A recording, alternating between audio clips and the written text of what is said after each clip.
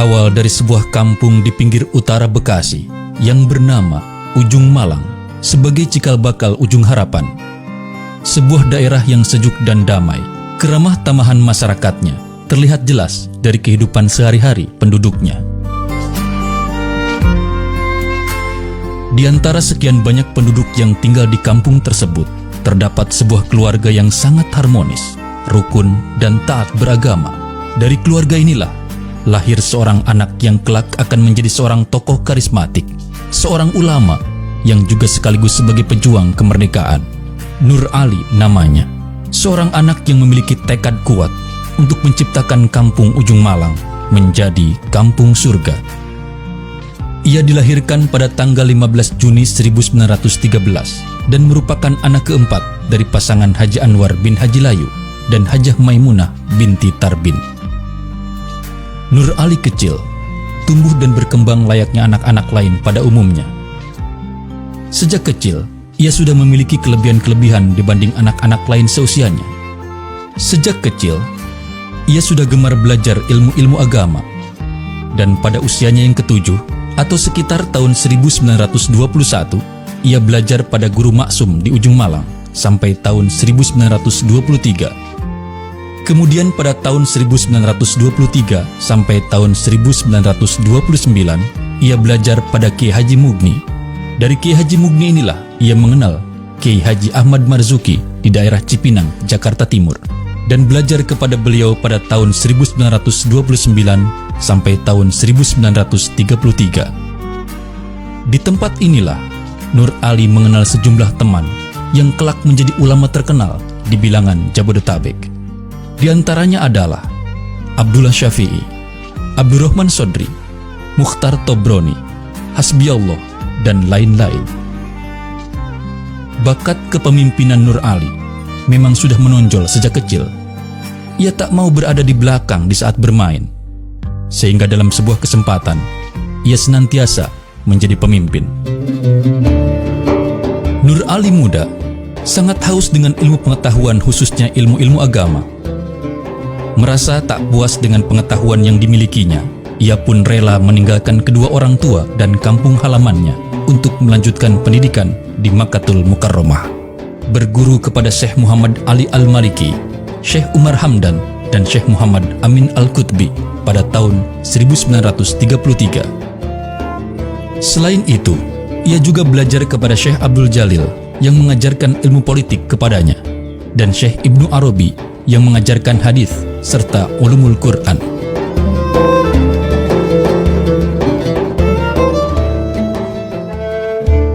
Setelah cukup lama ia meraguk ilmu pengetahuan di tanah kelahiran Nabi Muhammad SAW itu, Nur Ali kembali ke kampung halamannya awal tahun 1940.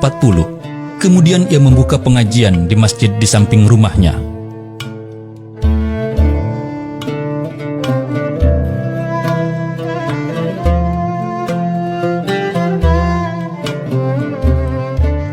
Pada April 1940, ia naik pelaminan dengan Siti Rohmah, putri guru Mugni, yang tak lain dan tak bukan adalah guru mengajinya di Ujung Malang.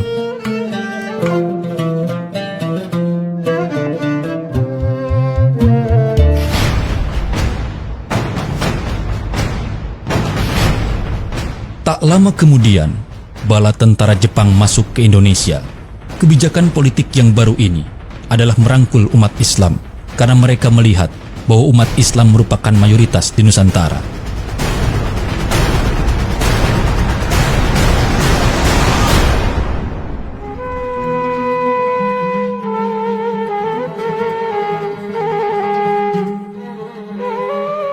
Kegiatan pesantren sempat terhenti waktu api revolusi berkobar. Namun usai perang melawan Belanda, pesantren ini didirikan kembali dengan nama Sekolah Rakyat Islam atau SRI Ujung Malang. Pada masa itu, penanganan sehari-hari SRI Ujung Malang dilakukan oleh Kiai Haji Abdul Mugni, Yakub Gani, Muhyiddin Anwar, Haji M. Arsyad, Haji Abdul Somad Murdani, Kiai Haji Zunaidi, dan Rohiman. Dalam waktu 2 tahun, SRI Ujung Malang tak mampu menampung jumlah murid yang terus membengkak. Maka para pengurus SRI Ujung Malang memindahkan kegiatan belajar dari rumah Yakub Gani ke masjid yang sekarang menjadi Masjid Al-Baqiyatus Shalihat pada tahun 1952. Para alumni SRI inilah yang kelak menjadi cikal bakal tenaga pengajar di At-Taqwa, seperti Kiai Haji Tajuddin Marzuki, Kiai Haji Ahmad Rosidi HS, dan Kiai Haji Ma'ali Samsudin. Kiai Haji Nur Ali mendirikan Organisasi Sosial Pembangunan Pemeliharaan dan Pertolongan Islam atau P3 Islam Ujung Malang. P3 Islam ini didirikan oleh para tokoh masyarakat Ujung Malang yang diketuai oleh Kiai Haji Nur Ali dan dibantu oleh Kiai Haji Mahmud Maksum, Haji Marzuki Anwar, Haji Mahbub Ma'an, Guru M. Zen Mugni, Jailani As'ari, HM Hasan Latif, dan Haji Romli Gudang, yang pada tahun 1956 berstatus yayasan. Tak ketinggalan, Kiai Haji Nur Ali memerintahkan Kiai Haji Abdurrahman untuk mendirikan pesantren Bahagia di Kampung 200. Selanjutnya, ia mendirikan Madrasah Tsanawiyah atau MTS dan Sekolah Persiapan Madrasah Menengah atau SPMM At-Taqwa. Sedangkan untuk pendidikan putri, pada tahun 1964 didirikan Madrasah Al-Baqiyatus Shalihat. Pada tahun 1986 terjadi perubahan dari Yayasan P3 Islam menjadi Yayasan At-Taqwa. Kemudian Kiai Haji Nur Ali melimpahkan tampuk kepemimpinan Yayasan At-Taqwa ini kepada anaknya, yakni Kiai Haji Muhammad Amin Nur. Namun beliau masih tetap mengajar sambil memberikan bimbingan. Imanun billah, satu ialah beriman pada Allah. Pokoknya beriman pada rukun iman yang 6 perkara itu termasuk pekerjaan yang paling apa? Sebab tanpa iman Islam tidak ada apa-apanya. Salat kita, puasa kita, ya, haji kita, zakat kita, tanpa iman itu nggak ada apa-apa. Baru ada maknanya pekerjaan Islam tadi kalau ada iman pokok. Tapi yang lain tanpa Islam juga nggak ada apa-apa lagi. Orang umpama dia berjuang, berjihad, berjariah, bersedekah, tapi sholat mah kagak, puasa kagak, zakat kagak, haji kagak, itu pun tidak ada maknanya lagi.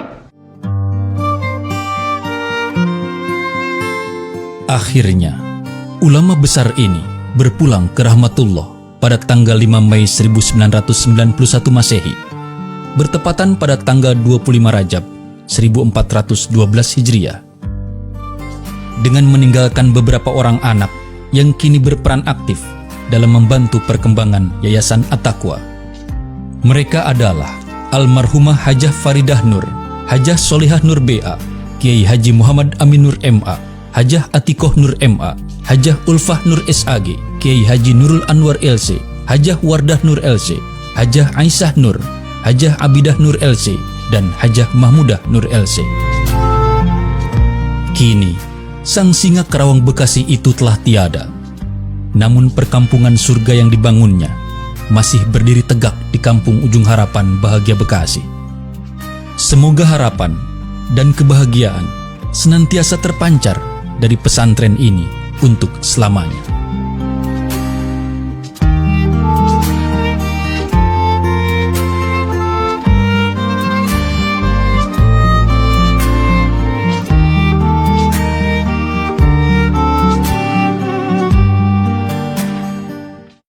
Bahkan orang yang non-muslim sekalipun haram bagi kita untuk melakukan kejahatan kepada zatnya atau membenci kepada zatnya, kepada dirinya nggak boleh. Nggak boleh kita benci kepada orangnya, nggak boleh. Tapi kesalahannya, kekufurannya, kebiadabannya, itu yang harus kita hilangkan. Mungkin ilmu itu sedikit, akan tapi saya harap kalian bawa ke rumah. Sehingga apa? Hidup kita bahagia. Orang yang salah bisa jadi benar. Orang yang non-muslim bisa jadi orang Islam. Betul atau tidak? Orang yang tidak memiliki iman bisa jadi beriman. Sayyiduna Umar bin Khattab mau membunuh Rasulullah di pagi hari, di sore hari sudah mau dibunuh demi Rasulullah. Coba kalau kita benci sama zatnya Sayyidina Umar, wah ini orang jahat, wah ini orang sering nyiksa Nabi, nyiksa sahabat Nabi. Tapi enggak, Allah mengajarkan kepada kita untuk benci kesalahannya, bukan benci kepada orang. Segenap bangsa Indonesia, Muslim dan Muslimah, saya harapkan supaya berpandai-pandai menjaga diri.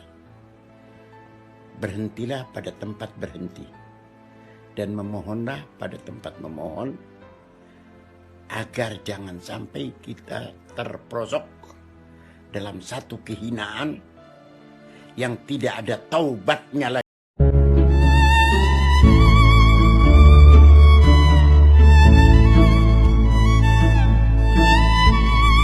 Hei Indonesiaku, hei negeriku tercinta, musibah datang bertubi-tubi, bencana datang silih berganti, tiada henti menghantam negeri. Hei Indonesiaku, hei negeriku tercinta, maksiat apa yang kau perbuat, dosa apa yang kau lakukan, sehingga bencana datang bertubi-tubi menghantam negeri. Tanyakan juga kepada para pejabat di negeri ini. Hei para pejabat, maksiat apa yang kau perbuat sehingga bencana datang menghantam kau punya rakyat? Tanyakan juga kepada ulama di negeri ini. Hei para ulama, maksiat apa yang selama ini kau biarkan, yang selama ini kau diamkan, yang selama ini tidak kau cegah sehingga mengundang bencana dari sisi Allah? Dosa apa yang sudah kita buat? Dosa apa yang sudah kita lakukan? Tubu ilallah taubatan nasuha.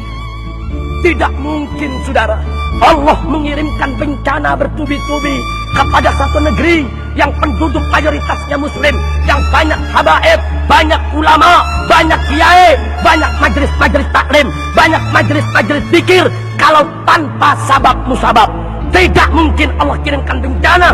Kalau tidak ada sabab musababnya saudara, pasti ada sesuatu yang tidak beres di negeri ini sehingga bencana datang bertubi-tubi. Siapapun yang berbuat maksiat di negeri ini, dari pejabat sampai rakyat, dari ulama sampai santri, mereka semua ikut menanam andil di dalam mengundang bencana yang datang dari sisi Allah.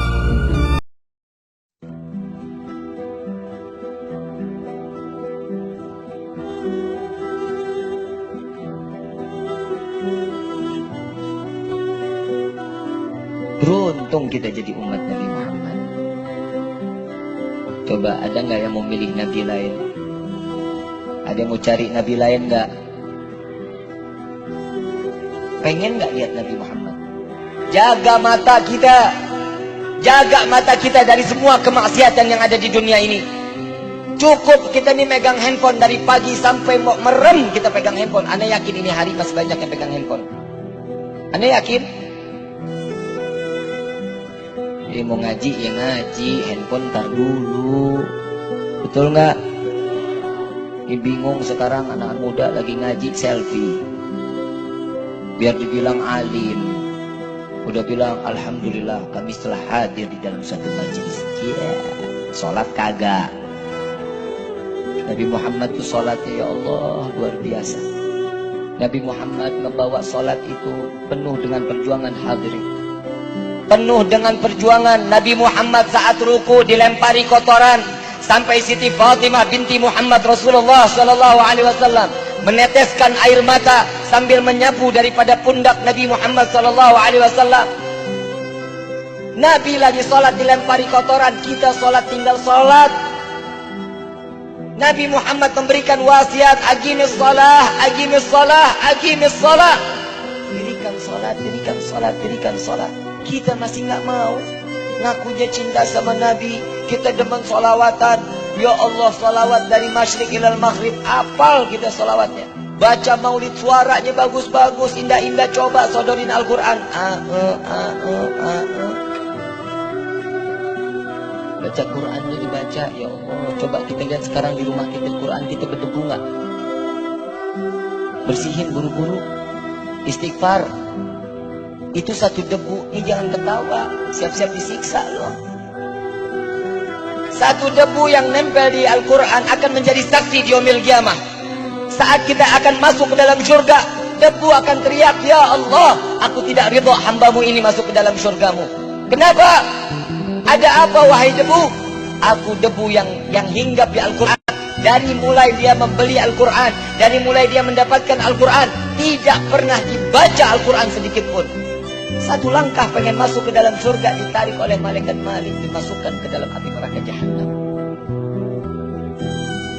Coba kita bisa bayangin saat ini.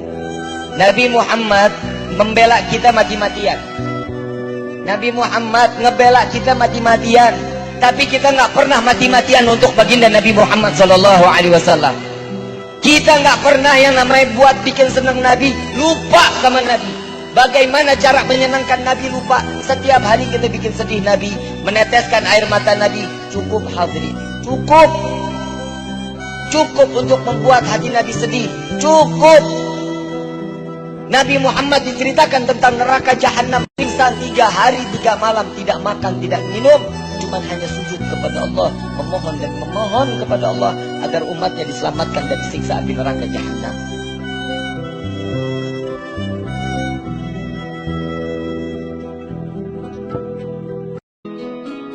Allahumma arhamna bil Qur'an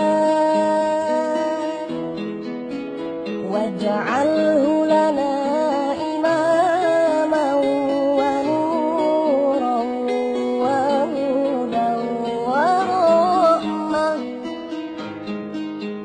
Allahumma dhakkirna minhu ma nasina wa 'allimna minhu ma jahilna warzuqna tilawatahu ana al-laili wa atrafan nahar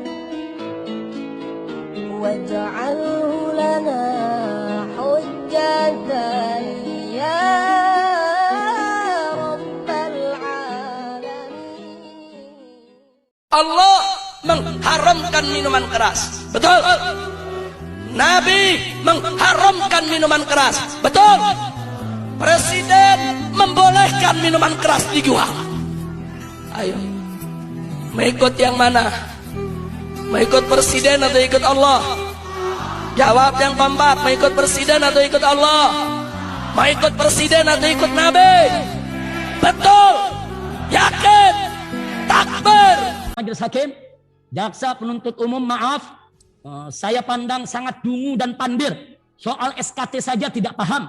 Lalu dengan kedunguan dan kepandirannya mencoba menyebar hoak dan fitnah, yaitu melalui dakwahan tersebut. Kedua, sidang ini adalah sidang kasus kerumunan pelanggaran prokes, bukan sidang pembubaran Ormas FPI. Saya ulangi, sidang ini adalah sidang kasus kerumunan pelanggaran prokes, bukan sidang pembubaran Ormas FPI ataupun tentang sidang pelanggaran anggota atau simpatisan FPI di masa lalu. Jadi, jaksa penuntut umum jangan ngawur ngidul bicara yang tidak ada kaitannya dengan kasus sidang ini. Karena hanya buang waktu sekaligus menggelikan dan menjijikkan. 3, bahwa jaksa penuntut umum sangat lucu. Kok kesalahan oknum anggota FPI ditimpahkan kepada organisasi FPI? Apa boleh kesalahan oknum jaksa seperti Pinangki yang korupsi lalu ditimpahkan kepada semua jaksa? Seperti kepada jaksa penuntut umum yang hadir dalam sidang saat ini, atau ditimpahkan kepada institusi kejaksaan? Tentu tidak boleh. Oknum jaksa yang salah, ya dia yang dihukum. Institusi kejaksaan tidak boleh untuk disalahkan. Nah, jadi harap jaksa penuntut umum memakai akal sehat di dalam membuat dakwahan, jangan ngawur ngidul. 4, bahwa jaksa penuntut umum lebih lucu lagi. Kok kesalahan simpatisan FPI juga ditimbahkan kepada organisasi FPI? Waduh, hancur tatanan hukum. Kalau logika berpikir yang diungkapkan oleh jaksa ini merupakan, yaitu kalau jaksa penuntut umum ini akalnya nyungsep semacam ini, maka hancur lebur tatanan hukum kita ya ikhwan. Karena di dunia manapun yang namanya simpatisan tidak bisa dilibatkan dengan organisasinya. 5. Bahwa 13 kasus pelanggaran hukum yang dilakukan anggota dan simpatisan FPI di berbagai daerah sudah selesai dipertanggungjawabkan melalui keputusan pengadilan yang ingkrah. Mana ada hukum di dunia yang kesalahan simpatisan ditimpakan kepada pihak yang diidolakan sang simpatisan tersebut. Semestinya, jika jaksa penuntut umum punya sedikit rasa malu saja, tidak akan mengangkat kasus tersebut dalam dakwahannya. Namun karena jaksa penuntut umum memang mengalami keterbelakangan intelektual, sehingga urat malunya sudah putus, sehingga hal-hal yang tidak perlu dimasukkan dalam dakwahannya. Maaf majelis hakim yang mulia. Sebenarnya saya enggan menanggapi dakwahan ini, khusus persoalan ini. Bangga, dengar jatuh.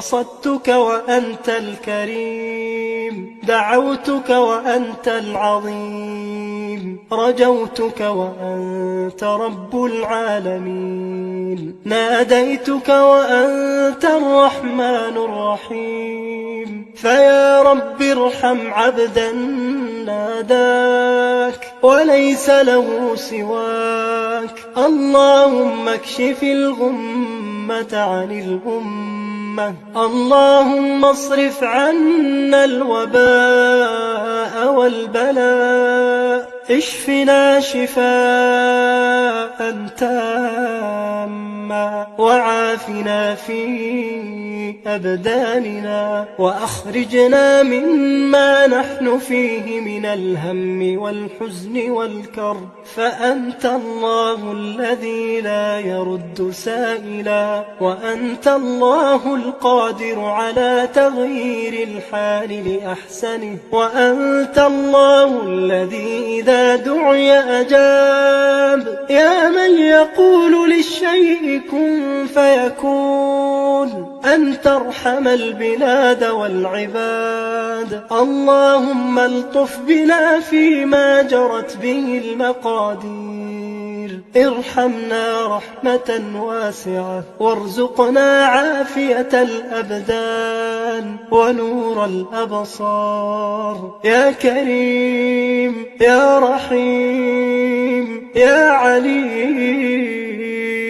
يا رب العرش العظيم يا قاضي الحاجات يا كاشف الكربات يا مجيب الدعوات يا غافر الزلات نعوذ بك من البرص والجنون والجذام ومن سيء الأسقام ونعوذ بك اللهم من زوال نعمتك وتحول عافيتك وفجاءة نقمتك وجميع سخطك وصل على نبينا وسيدنا محمد وعلى آله وصحبه وسلم. Tapi itu bagus kata bapak. Kata bapak, kowe kudu wani dadi kiai. Tapi dados kiai ngeten. Wong tawadhu ora mutu jare bapak. Gayane tawadhu asline mau tanggung jawab. Jadi bapak itu, saya dulu ya heran. Kenapa bapak itu lebih suka kancanan wong mlete timbang wong tawadhu. Dulu saya tuh heran. Setelah saya jadi kiai itu, wong mlete itu luwih gampang syukur. Ya, cuma wong sing ra cocok darani ngono iku mlete. Dene mlete iku gampang syukur. Lah apa dadi rektor, dadi pegawai negeri ra enak dadi wong biasa ngopi ra ono sing ngekang. Ya sudah kalau dia caranya syukur seperti itu biarkan saja. Itu kan etis, mau jadi rektor, mau jadi menteri, ra enak, urip kok terikat. Padahal misalnya dia gelem ya ora ono sing dadekno.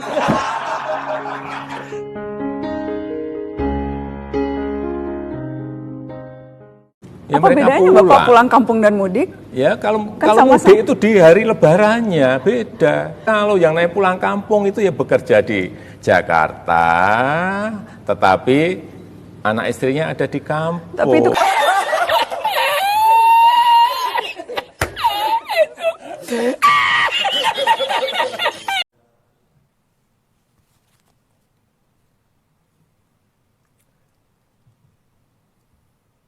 Assalamualaikum warahmatullahi wabarakatuh. Atas nama pemerintah dan seluruh rakyat Indonesia, saya menyampaikan duka cita yang mendalam atas gugurnya 53 prajurit TNI Angkatan Laut di KRI Nanggala 402 dalam melaksanakan tugas di perairan utara Pulau Bali. Mereka adalah putra-putra terbaik bangsa, patriot terbaik penjaga kedaulatan negara. Pengabdian saudara-saudara akan terpatri di sanubari seluruh rakyat Indonesia. Semoga arwah prajurit-prajurit Hiu Kencana tersebut mendapatkan tempat terbaik di sisi Tuhan Yang Maha Esa, serta keluarga yang ditinggalkan diberikan keikhlasan, kesabaran, dan ketabahan. Negara akan memberikan penghargaan kenaikan pangkat 1 tingkat lebih tinggi, serta bintang jasa Jalasena atas dedikasi pengabdian, serta pengorbanan prajurit-prajurit terbaik tersebut. Pemerintah juga akan menjamin pendidikan putra-putri dari keluarga prajurit KRI Nanggala 402 hingga jenjang pendidikan S1. Saya juga ingin menyampaikan apresiasi dan penghargaan yang setinggi-tingginya kepada TNI, Polri, Basarnas, Bakamla, BPPT, dan KNKT, serta seluruh unsur yang tidak bisa saya sebut satu persatu yang telah berupaya maksimal dalam menemukan KRI Nanggala 402 ini. Dan terima kasih penghargaan juga saya sampaikan atas bantuan dari negara-negara sahabat dalam upaya dan kerja keras pencarian kapal selam KRI Nanggala 402. Saya juga telah mendapatkan laporan dari Panglima TNI dan Kepala BIN tentang gugurnya Kabinda Papua, Brigjen TNI I Gusti Putudani Nugraha Karya SE, dalam kontak tembak dengan kelompok kriminal bersenjata KKB di Kampung Tambet, Distrik Beuga, Kabupaten Puncak, Provinsi Papua pada Minggu sore, 25 April 2021. Atas nama rakyat, bangsa, dan negara, saya menyampaikan rasa duka cita yang mendalam kepada keluarga dan yang ditinggalkan. Mari kita mendoakan semoga arwah almarhum Brigjen TNI I Gusti Putudani mendapatkan tempat terbaik di sisi Tuhan Yang Maha Esa. Dan negara akan memberikan penghargaan kenaikan pangkat 1 tingkat lebih tinggi atas dedikasi, pengabdian, serta pengorbanan Brigjen TNI I Gusti Putudani. Saya juga telah memerintahkan kepada Panglima TNI dan Kapolri untuk terus mengejar dan menangkap seluruh anggota KKB. Saya tegaskan, tidak ada tempat untuk kelompok-kelompok kriminal bersenjata di tanah Papua maupun di seluruh pelosok tanah air. Saya rasa itu yang bisa saya sampaikan pada kesempatan yang baik ini. Wassalamualaikum warahmatullahi wabarakatuh.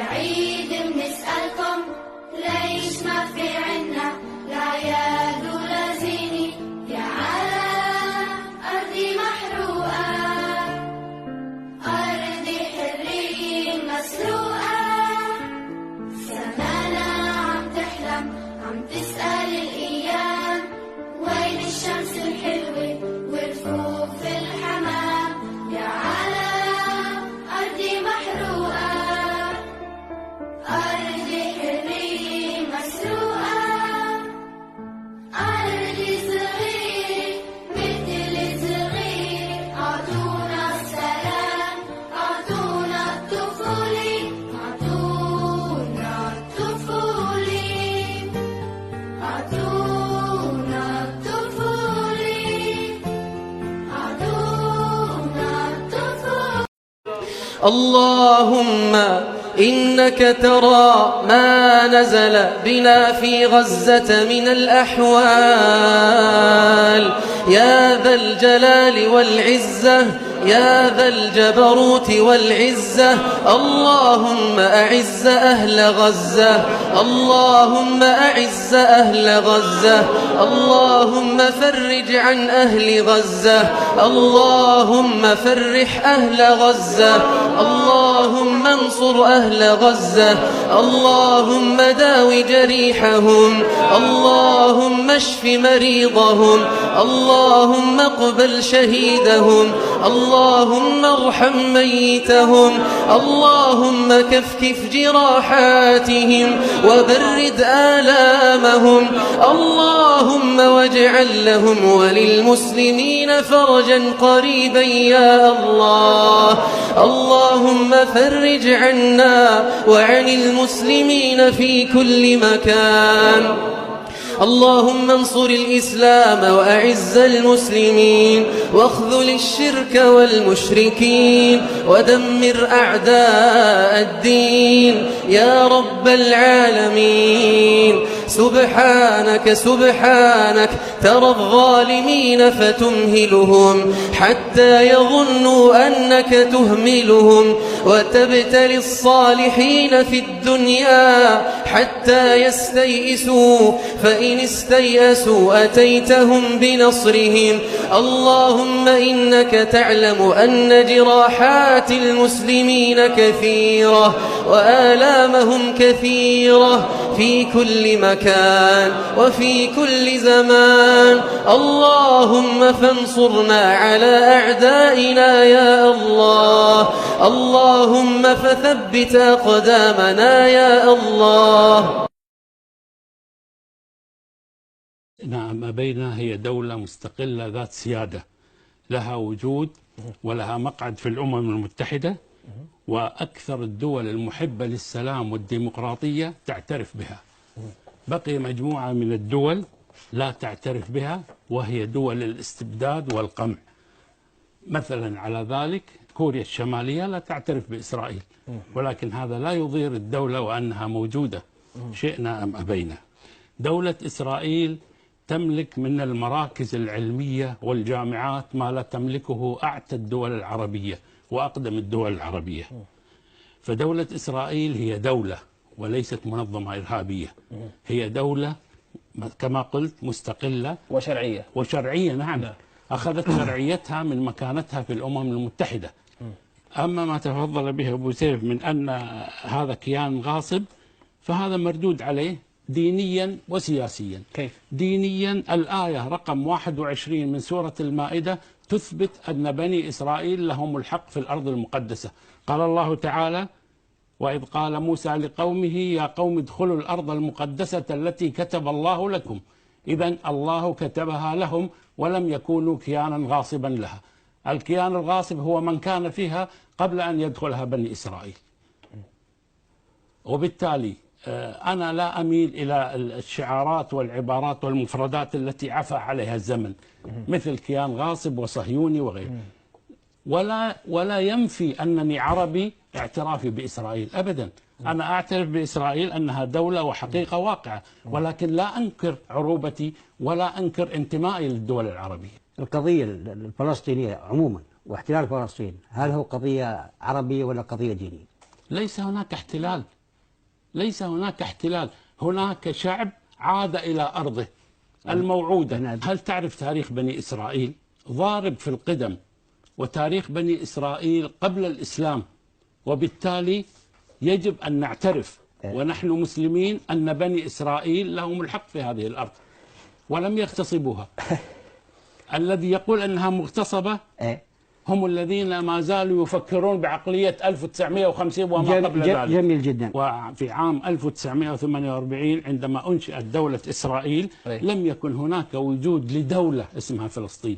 من وين احنا جبنا هذا الاسم واللي قاعد ندافع عنه في أكثر من 60 عام؟ لا هذا تخيل، ما يكون ليس له موجود، ليس له وجود أبدا. هم عبارة عن شتات متشتت في بعض الدول العربية، وكانوا يسمون الكنعانيين أو العماليق أو لها أسماء متعددة جدا، حتى أن الآية الكريمة قال إن فيها قوما جبارين، كان من يسميهم الجبارين، وبالتالي لا وجود لدولة اسمها فلسطين، وأصر أنا على ذلك.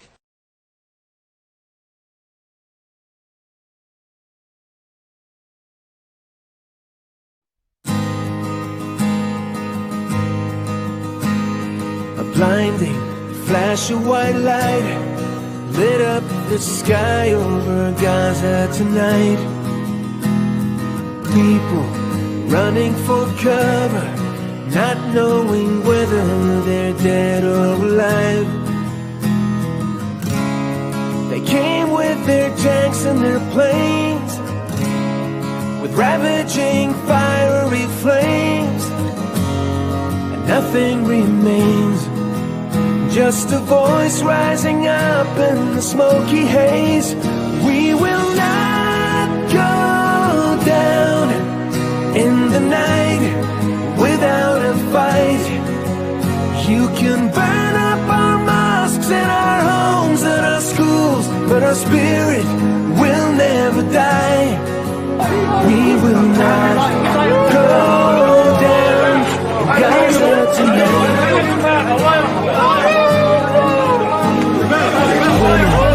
Children alike, murdered and massacred night after night, while the so-called leaders of countries afar debated on who's wrong and right. But the powerless words were in vain, and the bombs fell down like acid rain, through the tears and the blood and the pain. Still hear that voice through the smoky haze. We will die.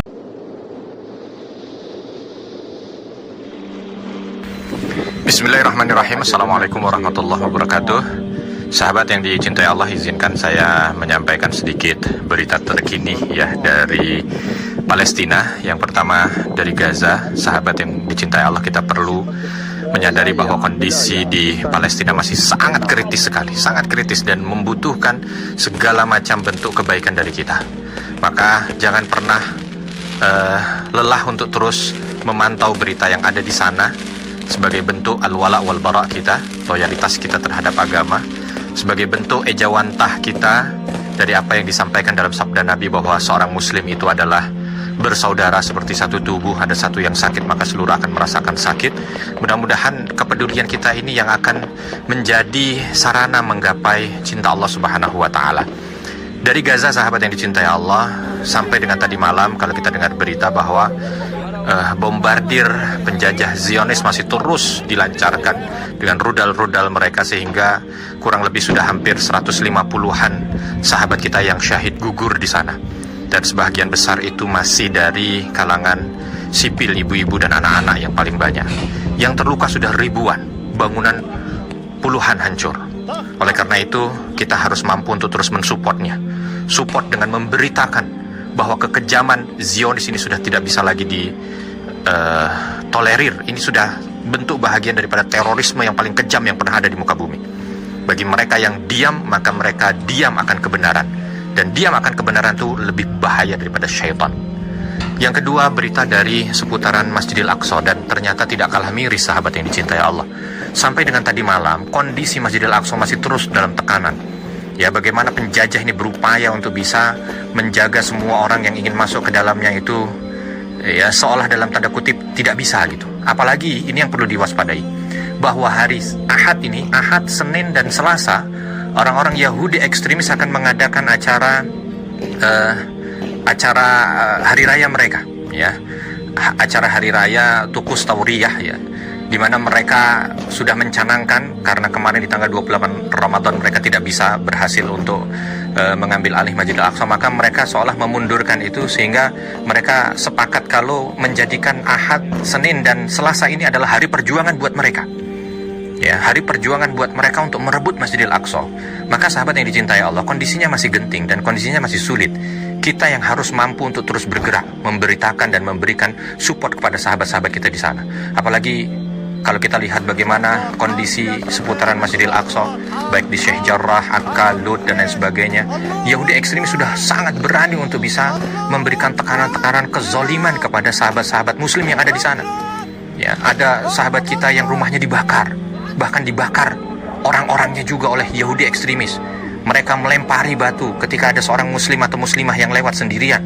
Bahkan mereka sudah dipersenjatai seolah dengan senjata-senjata api yang dengan mudah mereka tembakkan begitu saja. Kondisi yang ada di sana luar biasa. Jeritan-jeritan itu harus kita dengar, sahabat, dan harus kita suarakan. Sahabat-sahabat kita di sana sudah tiap hari kehilangan dari rumah-rumah mereka. Bahkan mereka sudah mengatakan dalam pesan-pesan mereka, andai misalkan saat ini saya masih bisa mengabarkan, wallahu alam, mungkin besok hari Allah sudah cabut nyawa saya. Dan itu terjadi di seluruh tanah yang ada di Palestina, dari ujung selatan sampai dengan ujung utara. Sahabat yang dicintai Allah, sekali lagi, bismillah, terus pantau kondisi sahabat kita yang ada di sana. Apa yang kita miliki untuk bisa suarakan. Anda punya medsos, Anda punya hubungan informasi dengan keluarga, kerabat, grup, dan lain sebagainya. Manfaatkan itu. Apa beratnya untuk mengolah jari untuk bisa menyampaikan berita kondisi yang nyata yang ada di sana? Karena ternyata juga sekarang sudah banyak sekali hoax-hoax yang dilempar oleh penjajah Zionis itu. Tidak tahu apakah mereka dibayar atau apa, sehingga seolah membuat stigma bahwa Israel adalah negara yang berperi kemanusiaan, negara yang semua itu adalah hoax, kedustaan, yang betul-betul harus mampu untuk kita tolak, ya. Dan jangan sampai memasukkan kedustaan itu dalam hati. Jangan beri tempat di hati kita. Ada orang, kan katanya begini-begini. Barang siapa ada keraguan bahwa Israel adalah penjajah zalim, maka dipertanyakan keimanannya. Maka dari itu, sahabat yang dicintai Allah, bismillah, mudah-mudahan kondisi Senin, Ahad ini, Senin, Selasa besok, kaum muslimin yang ada di Baitul Maqdis diberikan kekuatan untuk menjaga, karena kekuatan dari Yahudi ekstremis juga sudah seolah full mendekat kepada masjid dan mereka berkeinginan untuk bisa mengambilnya. Mudah-mudahan Allah Subhanahu wa taala berikan kekuatan kepada sahabat kita yang ada di sana, dan insya Allah mudah-mudahan kemenangan itu sudah dekat. Assalamualaikum warahmatullahi wabarakatuh.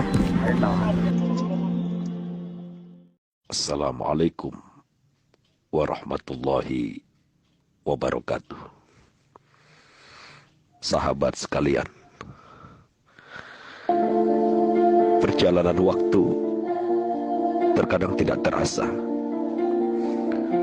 Seolah baru kemarin kita mengucapkan marhaban ya syahrul Ramadan. Tahu-tahu sekarang kita sudah berada di penghujung bulan yang suci dan berkah ini. Sahabat sekalian, Ramadan akan meninggalkan kita. Bulan yang sangat murah, mulia, dan penuh berkah akan menjauh dari kita. Kita lepas kepergiannya dengan air mata, bagai melepas sahabat tercinta yang akan senantiasa terkenang sepanjang masa. Bahkan kepergiannya ditangisi oleh langit, bumi, dan para malaikat Allah Subhanahu wa ta'ala. Ya Allah, setiap kali Ramadan telah berakhir, hamba cemas, ya Allah, kalau umur hamba tidak sampai pada Ramadan tahun depan. Hamba cemas, ya Allah, kalau ini adalah Ramadan terakhir dalam hidup hamba. Karena itu, panjangkan umur hamba, ya Allah, untuk dapat kembali berjumpa dengan Ramadan tahun depan, agar hamba dapat semakin dekat denganmu, ya Allah, ya Rabbi. Bimbing kami, ya Allah, Ya ilahi anta maksudi wa ridhaka matlubi. A'tini mahabbataka wa ma'rifataka. Sahabat sekalian, menjelang datangnya hari yang fitri, perkenankan mohon maaf lahir dan batin dari kami sekeluarga. Kami hamba yang banyak berbuat kesalahan dan kealfaan, banyak tutur kata yang terangkai dusta, banyak hilap dalam bersikap, banyak khianat dalam berbuat, banyak janji yang tidak ditepati, banyak prasangka yang berujung luka. Mohon maaf lahir batin kepada para orang tua, para guru, keluarga, sahabat, dan saudara-saudara dimanapun berada. Semoga kita benar-benar termasuk orang yang kembali kepada fitrah, suci bagai bayi yang baru lahir dari rahim sang ibu tercinta. Taqabbalallahu minna wa minkum siyamana wa siyamakum. Taqabbal ya karim minal aidin wal faizin wa kull am wa antum bi khair. Wassalamualaikum warahmatullahi wabarakatuh.